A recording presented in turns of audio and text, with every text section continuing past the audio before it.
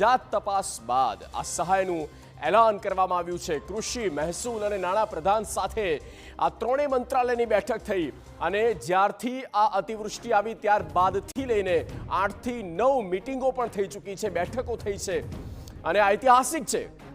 ઇતિહાસના સૌથી મોટા 10,000 કરોડના કૃષિ પેકેજની જાહેરાત એક્સપર્ટ ટ્વીટ દ્વારા મુખ્યપ્રધાન ભૂપેન્દ્ર પટેલ દ્વારા આ જાહેરાત કરવામાં આવી અને રાજ્યના 16,000થી વધુ ગામના 42 લાખ ખેડૂતોને તેનો સીધો લાભ મળવાનો છે અને રાજ્યના કૃષિ પ્રધાન જીતુ વાઘાણી નિવેદન આપ્યું, કહ્યું કોઈ પણ ખેડૂત સહાયથી વંચિત નહીં રહે।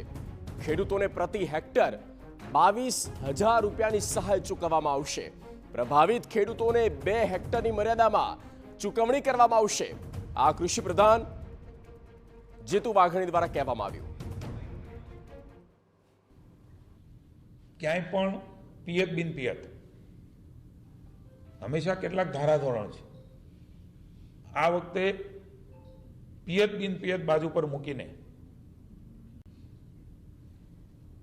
પ્રતિ હેક્ટર 22,000 રૂપિયા એ પિયત હોય કે બિન પિયત, આપને વિનંતી કરું છું કે આખા દેશની અંદર આ પ્રકારે વ્યવસ્થા છે, પણ આ વખતેનું ગુજરાતનું માવઠું એ વિશેષ છે, દુઃખદાયક છે। દુઃખની ઘડીમાં ભાજપની સરકાર એ ખેડૂતોની બાજુમાં ઊભી છે, એટલા માટે 2 હેક્ટરની મર્યાદામાં 22,000 રૂપિયા પિયત બિન પિયત બંનેમાં એ પ્રથમવાર ભારતીય જનતા પાર્ટીની ભૂપેન્દ્રભાઈની સરકારે 2 હેક્ટરની મર્યાદામાં આપવાનું નક્કી કર્યું છે।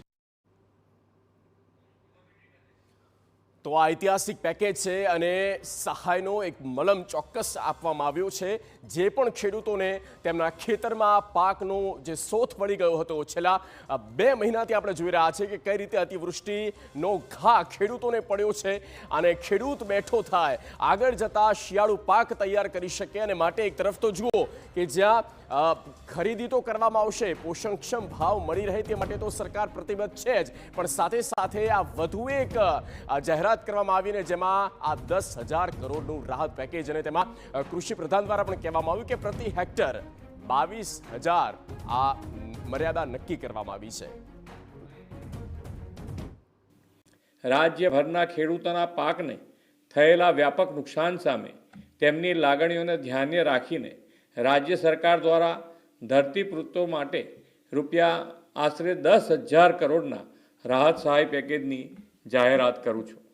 આ ઉપરાંત રાજ્ય સરકાર 9 નવેમ્બરથી ખેડૂતો પાસેથી ટેકાના ભાવે આશરે 15,000 કરોડથી વધુના મૂલ્યોની મગફળી, મગ, અડદ અને સોયાબીનની ખરીદી પણ કરવા જઈ રહી છે। અન્નદાતાઓની આર્થિક સુખાકારીની ચિંતા પોતાના માથે લઈને રાજ્ય સરકાર તેમની સહાયતા માટે હંમેશા પ્રતિબદ્ધ હતી, છે અને રહેશે તેવો વિશ્વાસ આપું છું। તો આ અરસપર વાત થઈ ગઈ છે અને હવે એક તરફ કે જ્યાં ટેકાના ભાવે તો ખરીદી કરવામાં આવશે, 9 નવેમ્બર આ તારીખ નક્કી કરવામાં આવી છે અને તેના માટે થઈને અત્યારે હાલમાં પણ એ તમામ તૈયારીઓ વિશેષ શરૂ કરી દેવામાં આવી છે અને સાથે સાથે આ ઐતિહાસિક પેકેજ જુઓ 10,000 કરોડની, આની પહેલાં ક્યારેય ગુજરાતમાં થયું નથી। આની પહેલાં દરેક સરકારે આપ્યું છે।